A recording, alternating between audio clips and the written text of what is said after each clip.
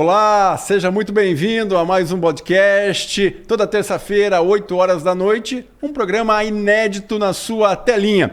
Se você está assistindo aí pelo YouTube, dê um joinha, compartilhe essa informação com colegas, com amigos, familiares. Nós temos aí no nosso canal Condomínio e Casa um leque de vídeos para você assistir. São mais de 150 vídeos de orientações, informações, polícia civil, polícia militar, condôminos, síndicos, prestadores de serviço. Então tem muita coisa boa aí no nosso canal Condomínio e Casa. Eu te convido para você acessar e assistir os programas que estão ali. Você está vendo aí pela tela os nossos entrevistados aí dos últimos 4 anos que a gente tem o canal aberto aí. Dê um joinha, compartilhe e toque no sininho para que quando tiver um novo vídeo você receba em primeira mão. Estamos aqui com uma entrevista especial hoje, trazendo aqui um especialista em direito condominial, Dr. Osni Dematê. Tudo bem, Dr. Osni? Tudo bem, Tiago. É um prazer estar aqui novamente para a gente atender e responder as dúvidas que surgem no dia a dia nosso aí. E são muitas dúvidas que surgem. Eu estou aqui com um catatal de perguntas dos nossos telespectadores que nos enviam, que nos questionam, e a gente vai tentar responder aqui nesse programa especial que é direcionado ao direito, né? Ao jurídico dos condomínios, do condôminos, né? Então, eu vou começar com uma pergunta bem interessante aqui, né? Um tema atual, né? Aquela lei 14.905/24, né? Vai entrar em vigor agora nos próximos dias, né? Dispõe sobre a atualização monetária e juros. E isso pode ter algum impacto negativo nos condomínios, doutor? Bom, Tiago, vai ter em certas situações. Então vamos tentar esclarecer. Essa lei foi editada agora em junho de 24, né? E ela alterou o artigo 406 do Código Civil. O que diz o 406 do Código Civil? Era a previsão de juros. O 406 dizia que o juro legal era 1% ao mês, ou seja, era conhecido o juro de aplicação na justiça de 1%. Essa lei, ela alterou para o juro legal, que o juro legal vai passar a ser a taxa Selic anual, por exemplo. Você divide a taxa Selic por 12 meses. Então, nós temos hoje, a taxa Selic anual é 10,5%.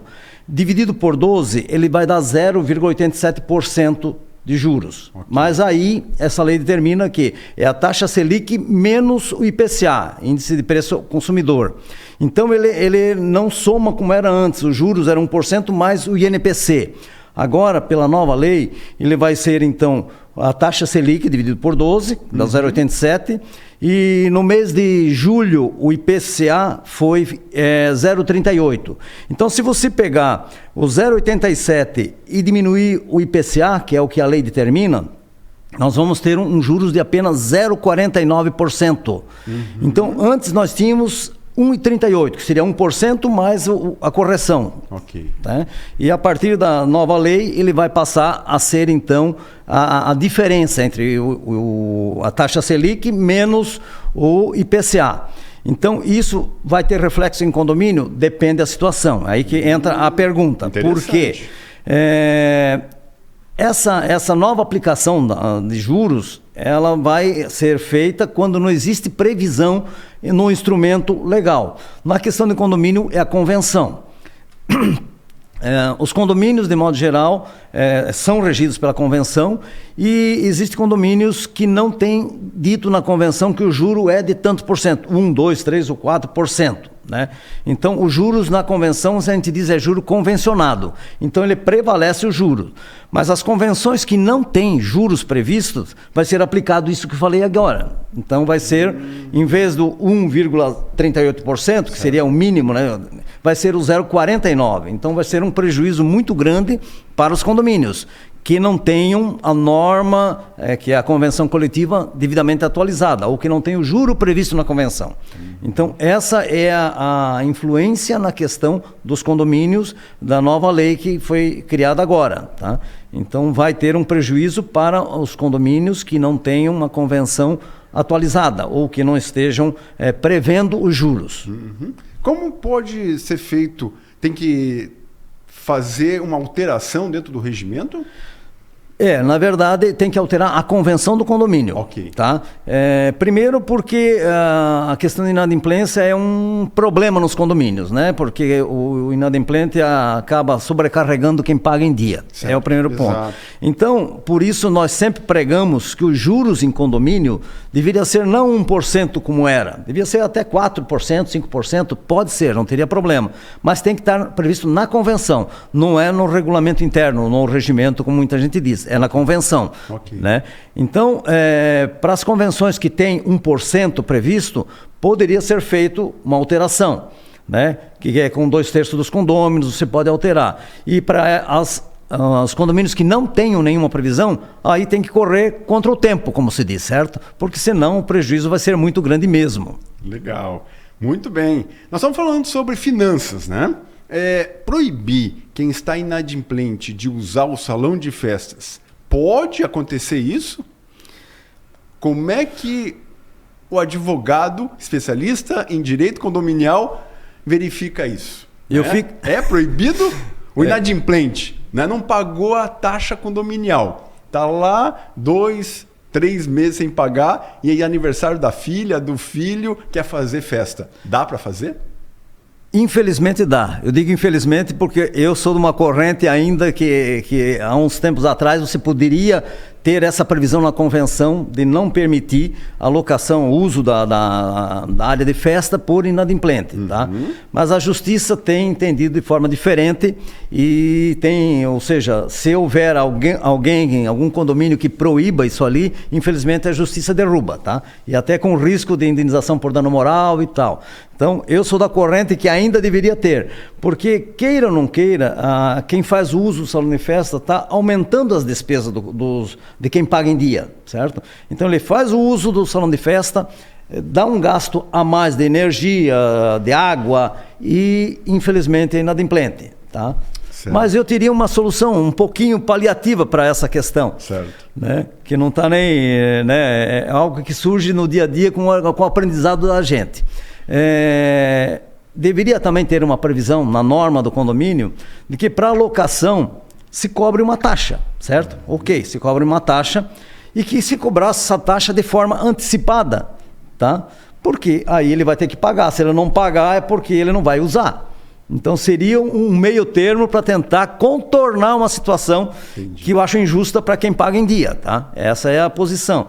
Então você vê, Tiago, se você vai locar o salão de festa, você está inadimplente, ou qualquer situação, né, para não fazer discriminação com o inadimplente, vai alocar o salão de festa, se vão cobrar 100, 200 reais pela locação lá, né, paga antes o valor, que aí não vai ter o risco dos demais ainda ter que arcar com as despesas. Né? É uma alternativa possível, tá? Possível, porque a justiça não permite simplesmente dizer não. Legal, interessante. É isso aí. Falando em finanças ainda, temos aqui algumas perguntas sobre finanças. E as finanças sempre é um problema em condomínio. É interessante. Entre os condôminos, é legal ratear o valor da dívida da taxa de condomínio de condôminos inadimplentes? É possível fazer? É legal ratear esse valor da dívida daquele que não está pagando? Porque os outros condôminos são obrigados a cobrir, né, com pagamento da cota extra, os valores de taxa de condomínio, né? Como é que o senhor analisa isso? Eu diria que é legal, né? É legal e necessário, tá? Por que necessário? Porque vamos supor que seja um prédio com 10 apartamentos. Cada um esteja pagando o rateio das despesas que dê 10 mil reais. Cada um está pagando R$1.000. Então, eu deixo de pagar, por exemplo, tá? Então, os 10 mil vão continuar, as despesas continuam. Vão ratear contra quantos? São 9? Vamos supor que seja um só. Então, 9 vai ser rateado os 10 mil por 9. Vai cair, vai aumentar a despesa de quem paga em dia. Se for mais inadimplência, vai aumentar ainda mais. Então, é perfeitamente legal sim esse rateio, porque há necessidade do pagamento. Tá? Um condomínio não pode ficar inadimplente. Certo. Então, é o risco de quem mora em condomínio. Então, o inadimplente tem que ser coberto por alguém, e quem paga em dia vai pagar pelo inadimplente. Por isso há muito atrito na questão de inadimplência em condomínio, porque é injusto, na verdade. Tá? Interessante. Nós temos uma pergunta aqui, nós recebemos também de um telespectador. Apareceu uma dívida gerada do síndico anterior, né, com prestador de serviços e manutenção aqui de elevador. Descobrimos a dívida porque foi necessária uma nova intervenção no elevador e o fornecedor nos informou desse valor em aberto. Como proceder num caso que foi uma dívida do síndico anterior? Como é que pode Bom, ser? Tiago, em condomínio não tem como dizer que é uma dívida do síndico anterior. A dívida é do condomínio, tá? Certo. Moral da história, tem que pagar. Não tem o que fazer. O que o condomínio vai ter que fazer é apurar por que não foi paga essa dívida. Porque se não foi pago por problema financeiro, não ter dinheiro em caixa, o síndico teria que ter a obrigação de comunicar aos condôminos na gestão dele. Ótimo. De que está tendo problema e não conseguiu pagar tal dívida, certo? Né? Tal serviço. Então, aí vai, nessa situação, não tem dinheiro, tem que ser feita uma chamada de capital para pagar a prestação de serviço, porque o prestador não pode ficar sem receber, né? Então, o procedimento correto do síndico, naquela situação, era realmente chamar uma assembleia e dizer, olha, nós temos aí uma dívida de 10 mil reais e não temos dinheiro em caixa, vamos fazer o quê? Vai ter que fazer o rateio, ou seja, uma chamada de capital para cobrir. O que ele não pode simplesmente pôr embaixo do tapete e deixar. Isso não pode, isso é omissão. E se isso causar algum prejuízo para o condomínio, que, por exemplo, um protesto, algo que possa ocorrer, o síndico responde civilmente com isso aí, tá? Certo. Então a responsabilidade é do síndico. Se não levou ao conhecimento de uma assembleia esse problema, né, da falta de dinheiro. Então, mas que vai ter que pagar, vai ter que pagar. Não tem o que discutir. A dívida existe. A dívida existe. É do condomínio. É do condomínio, não é do síndico. Independente, é como se fosse um órgão público. Sim. A dívida existe. Seja um governante anterior, governante presente, né, atual. O atual vai responder, vai ter que pagar. Né? É lógico que se pode se apurar a responsabilidade. Aí e realmente deve ser feito, porque não pode deixar correr solta também isso ali. Tá? Uhum. E aquela isenção do síndico, né? Que não pagar o condomínio, a taxa condominial, né? A isenção do síndico de pagar a taxa condominial deve ser lançada no balancete? Bom, Tiago, isso ali é necessário ser lançado sim, porque tem que haver clareza numa prestação de contas, tá? Simplesmente o síndico deixar de pagar a taxa de condomínio ele não precisa pagar, tá? E não aparece em lugar nenhum, não vai ter um registro do que aconteceu. Okay. Então, ele tem que dar como uma entrada para o condomínio, ou seja, como se fosse o recebimento de uma taxa de condomínio de qualquer condômino, e na saída faz a saída desse valor como pagamento para o síndico, entendeu? Então, ele acaba fazendo a entrada e saída para haver um registro contábil, tá? Um registro de entrada e saída aqui, para realmente saber como é que foi o histórico, né? Porque amanhã depois entra alguém que não tem o histórico do condomínio, não sabe se houve pagamento ou não. Então tem que haver o registro sim, né? Mesmo com a isenção, não deixa de ser uma entrada. Claro. E aí vem um detalhe importante. O síndico, quando é principalmente morador, quando é síndico profissional não é o problema. Mas quando é síndico morador, que ocorre essa isenção, ou mesmo um pagamento de um valor a título de remuneração, esse valor tem que ser tributado pelo INSS, tá? Tem recolhimento de INSS, o que muita gente não faz, esquece, entendeu? Porque é um encargo a mais. Mas então, mesmo que seja só a isenção da taxa, não deixa de ser um recebimento do síndico. E isso tem que ser pago o INSS sobre isso. Tá? Isso é importante, né? Então, pode haver um problema para frente na questão de uma fiscalização de INSS quanto a esse não recolhimento dos encargos sociais. Isso é outro detalhe que passa batido às vezes. Legal, muito bem.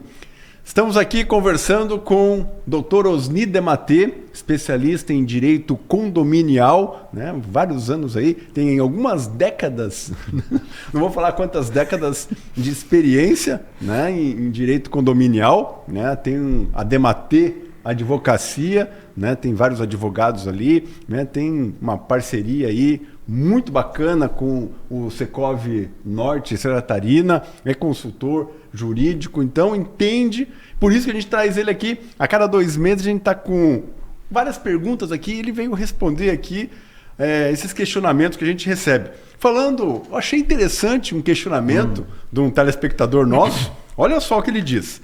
Eu tenho um apartamento alugado e o inquilino solicita a alteração do nome no boleto, com a colocação do seu nome. Está certo? Pode ser feito isso? Então, o inquilino quer a alteração do nome, ele está morando ali, no apartamento. O boleto, né, da luz, o boleto da taxa condominial está no do dono, do proprietário. E aí, pode ser feita essa alteração? Não deve ser feito, na verdade. Tá? Infelizmente acontece muito, tá? Porque o inquilino quer provar que ele pagou. Ou seja, está aqui o boleto no meu nome, eu paguei, está aqui. Mas o que existe, na verdade, é uma relação entre o inquilino e o proprietário do imóvel. O imóvel e o condomínio é o proprietário e não o inquilino. O inquilino não tem esse poder. Então, todo o boleto ele deve sair em nome do proprietário, né? Porque o inquilino não... Nós vamos ter problema mais para frente, vamos pensar. Porque isso acontece, né? A pessoa, né? A gente faz uma cobrança de um inadimplente, lógico, você procura cobrar de quem está morando lá, é inquilino. Mas aí vai que você faz um acordo com o inquilino para ele pagar em 10 vezes o atrasado do condomínio. E ele não paga, paga 1, 2 parcelas, não paga mais. E você vai cobrar, você tem um termo de acordo assinado, tal, que tem força jurídica, mas não tem garantia jurídica, porque quem garante a dívida é o imóvel. Ou seja, o inquilino normalmente não tem patrimônio. E aí você não consegue cobrar. Então, por isso, há muita discussão dos inquilinos de que não, tem que ser no meu nome. Tá? Eu estou morando, quero pagar, mas legalmente tem que ser no nome do proprietário, com uma garantia para o próprio condomínio. Tá? E essa questão é a relação proprietário e inquilino, é um contrato de locação. E proprietário e o imóvel e o condomínio é a relação registral. Então tem que ser, né? A gente sempre recomenda, orienta, não pode ser em nome do inquilino o boleto, tem que ser em nome do proprietário. Ótima orientação, muita dúvida e olha só, né? Esclarecendo essa dúvida aí que do dia a dia, né? Cotidiano, né? A gente tem essa dúvida aí. Eu tenho outra pergunta aqui, né? O síndico aumentou o seu salário sem assembleia e só comunicou os condôminos 3 meses depois, com um bilhete escrito no balancete a caneta. O que fazer nesses casos? Ele aumenta o salário dele e só comunica 3 meses depois e escreve ali a caneta que aumentou o próprio salário, sem assembleia. Pode isso? Fazendo uma brincadeira, é um caso de polícia. Não pode, de jeito nenhum, tá? Porque a lei prevê, né, o Código Civil, a parte condominial, prevê que o salário do síndico ele tem que ser pactuado, ajustado quando da eleição. Quando da Assembleia, ele tem que ser ajustado. Então, o síndico não tem poder nenhum de alterar a qualquer momento a sua remuneração, o seu salário, né? Não é bem salário, é pro labore, na verdade, né? Não tem direito nenhum de fazer. E se ele fizer isso, é um motivo, sem dúvida nenhuma, para a destituição do síndico e acabou-se. Tá? E cobrar dele o que houver de diferença. Então ele não pode, não se deve fazer, o síndico não pode fazer de jeito nenhum e normalmente não faz. Tá? Isso é caso de polícia. É caso de polícia. Pode acontecer um caso desse quando é um síndico morador, normalmente. Quando é síndico profissional não ocorre porque é justamente na Assembleia que ele é escolhido, já é fixado a remuneração e não tem o que discutir. Né? E no caso do morador também é fixado na Assembleia, mas pela confiança, às vezes, da pessoa que mora muitos anos e é síndico muito tempo, acaba fazendo, já havia acontecido esse fato, tá? Mas não é totalmente ilegal, né? E deve ser corrigido, né, através da cobrança da diferença e tudo mais, tá? Muito bem, muito bom. Eu tenho aqui uma pequena sinopse, eu vou ler para o senhor, né, até para os nossos telespectadores ali, que nos acompanham. É bem interessante essa sinopse aqui, olha só. O morador pode emprestar dinheiro para o condomínio fazer uma reforma? Por exemplo, ele diz aqui: no meu condomínio temos um grande embate para realizar a revitalização da fachada por temas graves de segurança, mas o condomínio conta com pouco caixa para a realização dessa obra. Existe uma restrição por parte de alguns moradores de um aumento relevante do fundo de obras no curto prazo. E aí, ele diz aqui: como síndico, busquei opções de financiamento, mas todas eram caras para o condomínio, e estou disposto a emprestar esse dinheiro para o condomínio com baixo custo para facilitar a vida dos demais e posso receber isso ao longo de 3 anos. Olha o que ele escreve aqui. Isso é permitido? O síndico ou um morador mais... abastado, mais endinheirado, emprestar para o condomínio e o condomínio pagar em parcelas? Por exemplo, uma pintura que custa 100, 130, 150 mil, para você arrecadar esse dinheiro, e aí a pessoa tá com esse dinheiro, eu empresto e depois vocês me pagam. Pode fazer isso? Pode, mas não é recomendável, tá? Não há nem nada na lei que proíba um ato desse, tá? Mas primeiro passo é que isso é um fato que deve ser levado para uma assembleia e discutido na assembleia. Okay. Quem vai deliberar e decidir vai ser a assembleia. Se em uma assembleia realmente houver o consenso, de que não, tudo bem, vamos aceitar a proposta, a oferta, do morador, e então não haveria problema, tá? Então o síndico teria o crédito dele, iria receber mensalmente sem problema nenhum. Dentro de algo parecido, eu tive um problema com um síndico, na verdade, que diz que emprestou 100 mil reais para o condomínio, tá? E, na verdade, o pessoal acha que não emprestou. Tá? Então, aí o que houve? A falta de clareza, na verdade, certo? Ou seja, não houve uma assembleia que deliberou, O síndico viu que o caixa estava precisando de dinheiro e colocou dinheiro. Não se faz isso de jeito nenhum, tá? De jeito nenhum. Isso não, isso seria uma doação, vamos pensar. Se ele quisesse fazer, seria uma doação, Porque é só através da assembleia que dá direito a ele receber esse valor eventualmente que ele tem emprestado, Claro, então, hoje existe linha de financiamento, inclusive em banco, mas é sempre mais caro, evidentemente, Sim. Então, se alguém quiser fazer essa bondade, ótimo. Os outros condôminos com certeza não vão recusar, mas tem que estar aprovado em assembleia, Tiago, senão isso vai dar problema, tá? Certo. Mas não é ilegal não, tá? Legal, interessante, bem interessante essa dúvida aí do nosso telespectador. Agora vamos falar sobre acúmulo de função, tem aqui, a gente recebeu aqui a pergunta: gostaria de saber se tem direito ao acúmulo de função neste caso. O porteiro que recebe a entrega e sai da portaria para colocar para colocar o pacote, em um carrinho, dentro do elevador para o condômino. Essa situação acontece diversas vezes durante o dia. Ou aqui ele coloca todos os dias. E virou como se fosse uma regra. O porteiro sai da tua portaria, coloca dentro do carrinho, virou tipo um entregador, virou tipo um zelador, que não, confundindo porteiro com zelador, e ele tem direito ao acúmulo de função, uma vez que o posto de trabalho é deixado sem ninguém na portaria. É possível? Na verdade, nós temos que analisar 2 situações. Existe o prestador de serviço, que hoje em dia os condomínios estão usando muitas empresas terceirizadas para portaria, e existe o porteiro contratado, empregado, vamos pensar, tá? Então são as 2 situações. Então, se olhar o aspecto de um terceirizado, uma empresa terceirizada, isso é perfeitamente possível também de fazer esse serviço, porque estaria uma previsão em contrato, tá?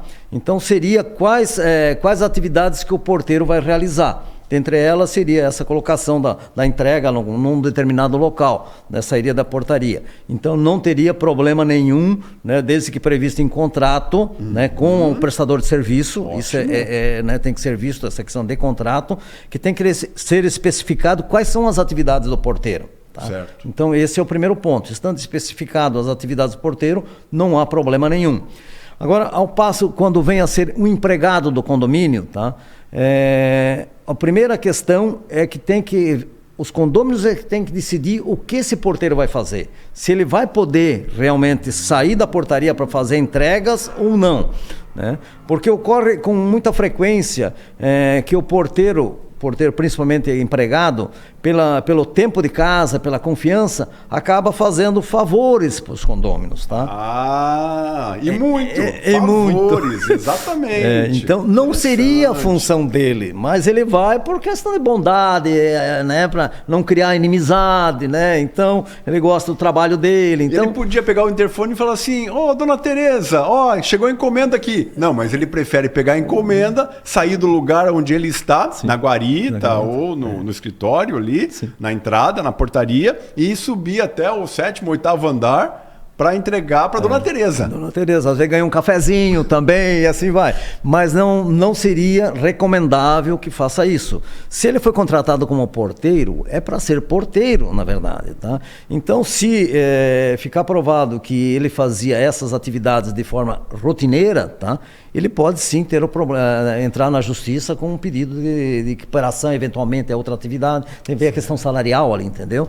Isso precisa ter esse cuidado, tá? Não é recomendável. Claro no papel. Exatamente. Né? Vai ser, mesmo na contratação dele como empregado, no contrato de trabalho, vai ter que ter especificado quais são as atividades que ele vai fazer como porteiro. Se estiver lá como porteiro, que ele vai fazer a entrega em determinado local das encomendas que vierem, não tem problema nenhum, tá? Ou seja, ele aceitou essa questão da atividade, já estava previsto, então não tem problema. Mas se ele está simplesmente contratado como porteiro e passar a fazer isso ali, pode ter problema sim perante a Justiça do Trabalho.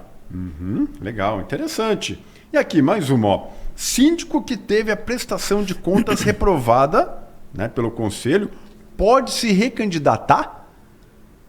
É uma pergunta bem interessante. O síndico teve as contas reprovadas. Vai colocar o seu nome novamente na disputa pelo cargo de síndico, né, da sindicância. Certo. Ele pode se recandidatar? Pode ser feito isso? Eu diria que não deveria, mas pode, tá? Porque não existe nada na lei que diga que ele não possa, tá? Porque o síndico, a escolha é dos condôminos, na verdade, certo? Okay. Os condôminos é que vão decidir se querem ou não querem.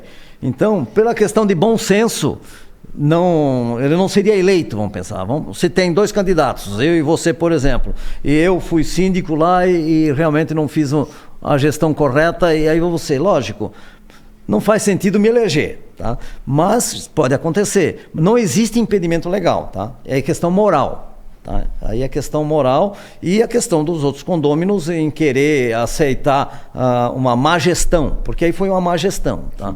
Então, eu diria que não deveria, tá? Mas se o cara tem cara de pau de se candidatar, paciência. E aí os condôminos é que vão deliberar e decidir. Certo. Tem a última pergunta aqui, né, para a gente finalizar esse bate-papo bem bacana, doutor Osni Dematê. O síndico pode proibir que o condômino fotografe o livro de ocorrências do condomínio? É permitido o síndico falar, não, você não vai fotografar o livro de ocorrências. Eu acho que, eu vejo que deve proibir sim. Okay. Por quê? Porque hoje tem a LGPD, Lei Geral de Proteção de Dados, tá? E o livro, você pega o livro, tem a Dona Maria fez a reclamação da vizinha que é feia, que não sei o quê, não sei o quê. O vizinho de baixo brigou e está xingando o outro. Então tem dados pessoais aqui no livro, vamos dizer, certo? Entendi. Então aí não deve de jeito nenhum deixar fotografar. Porque entra a questão do sigilo, né? O direito de privacidade. Então, não deve de forma nenhuma. Como também não deve fornecer imagens. Esse é outro aspecto de câmeras. As câmeras de monitoramento. Né? A pessoa acha que eu sou do condomínio, eu sou condômino, o cara bateu no meu carro, eu quero ver. Não. As câmeras de monitoramento são para o patrimônio do condomínio, né? É lógico que pode ser verificado, tentar resolver a questão, mas passar imagens você não deve passar, e nem essa questão do livro deixar permitir a filmagem ou fotografar, porque pode ter dados sensíveis de outras pessoas que não devem ser expostos. Se o condomínio, se o síndico permitir, automaticamente vai responder por isso ali se a pessoa se sentir incomodada. Legal. A lei, né? Cuidar da lei, Lei Geral de Proteção de Dados. Tem que cuidar com isso. Tem que cuidar com isso ali. Os condomínios têm que ter um cuidado nisso ali também. Legal. Doutor Osni Dematê, finalizamos mais um programa. Que bacana. Recebemos aqui várias perguntas, selecionamos as... Olha aqui. Cheio de ok. Olha só. Muito bom, muito bacana recebê-lo aqui, tirar essas dúvidas dos nossos telespectadores. Daqui 2 meses o senhor volta para falar sobre barulho, sobre pet, sobre autismo, sobre salão de festas, sobre a quadra, piscina, né? Quem pode utilizar, quem não pode. Vai começar o verão. Na próximo programa, então, vai ser especial também. Eu vou colocar lá uma caixinha de perguntas e a gente vai responder daqui 60 dias, combinado? Tá ótimo, estamos aqui à disposição, é um prazer para nós estarmos aqui nesse programa. Agradeço a você, Tiago, pela oportunidade. Legal. Qualquer dúvida, Dematê, a advocacia aqui em Joinville, né? Também está em São Paulo, Rio, está atendendo em tudo que é lugar. Meu Deus do céu, tem um grupo lá de advogados, especialistas. Dematê Advocacia, Joinville e Brasil. Estamos à disposição. Legal. Obrigado, doutor. Obrigado a vocês também. Isso. Nós vamos ficando por aqui, mais esse podcast. Obrigado pela sua participação, né? Que estamos aqui lendo, né, todas as perguntas que vocês nos mandaram, pela sua audiência. Até o próximo programa.